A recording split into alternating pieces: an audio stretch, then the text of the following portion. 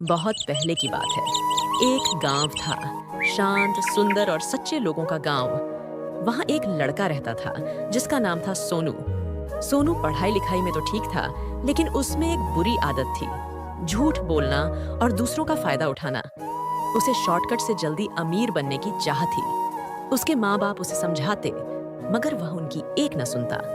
वहीं गांव में एक बुजुर्ग रहते थे, चाचा जी, जिनका असली नाम रामदीन था। वे बहुत समझदार, अनुभवी और नेक दिल इंसान थे। गांव के लोग उन्हें आदर से चाचा जी कहकर बुलाते थे। वे अक्सर गांव के बच्चों को नैतिक कहानियां सुनाया करते और सबको अच्छा इंसान बनने की सीख देते। एक दिन चाचा जी ने घोषणा की, मैं एक प्रतियोगिता करवा रहा हूँ। जो बच्चा सबसे सच्चा और भरोसेमंद निकलेगा, उसे मैं अपनी जमा की हुई जमीन दूंगा।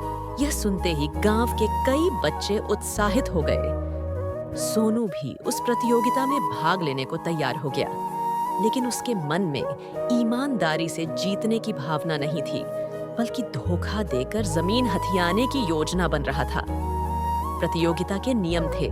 सभी बच्चों को एक एक बीज दिया जाएगा और उन्हें घर जाकर उसे एक हफ्ते में उगाना होगा।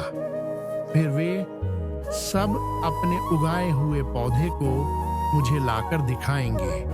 जिस बच्चे का पौधा सबसे सुंदर, स्वस्थ और अच्छा होगा, उसे पुरस्कार मिलेगा। सभी बच्चों ने बीज लेकर मेहनत से उसे पानी दिया, धूप में रखा, गोबर की खाद डाली और उसकी देखभाल की। लेकिन सोनू के बीज से कोई पौधा नहीं निकला। वह बहुत गुस्से में था। उसे लगा कि शायद बीज खराब था, लेकिन बजाय धैर्य रखने के उसने एक चाल चली। सोनू ने बाजार से एक सुंदर सा पौधा खरीद लिया और उसे अपने गमले में लगाकर यह दिखाने लगा कि वही चाचा जी का दिया हुआ बीज है। दूसरी तरफ एक लड़का था, राजू, जो बहुत ईमानदार था।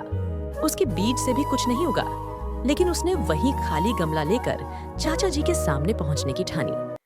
प्रतियोगिता वाले दिन सब बच्चे अपने अपने गमले लेकर चाचा जी के घर पहुंचे। कुछ गमलों में बहुत ही सुंदर फूल खिले थे, कुछ में फलदार पौधे थे। सबसे ज्यादा सुंदर पौधा सोनू का लग रहा था। गांव के लोग उसकी तारीफ कर रहे थे, लेकिन राजू का गमला एकदम खाली था। चाचा जी ने सब गमले देखे और मुस्कुराते हुए बोले, बच्चों, आप सब ने बड़ी मेहनत की है, लेकिन असली विजेता तो सिर्फ एक है, और वो है राजू। यह सुनकर सब चौंक गए। सोनू गुस्से से बोला, राजू का गमला तो खाली है, उसमें तो कुछ उगा ही नहीं। चाचा जी हंसते हुए बोले, मैंने जो बीज तुम सबको दिया था, वो सब उबाले हुए बीज थे। उनसे कुछ भी उग नहीं सकता था। मेरा मकसद यह जानना था कि कौन बच्चा ईमानदारी से अपना गमला लाएगा और कौन धोखा देगा। राजू ने सच्चाई दिखाई। बाकी सबने झूठ और चालाकी से पौधे लगाए, इसलिए जमीन का असली हकदार राजू है।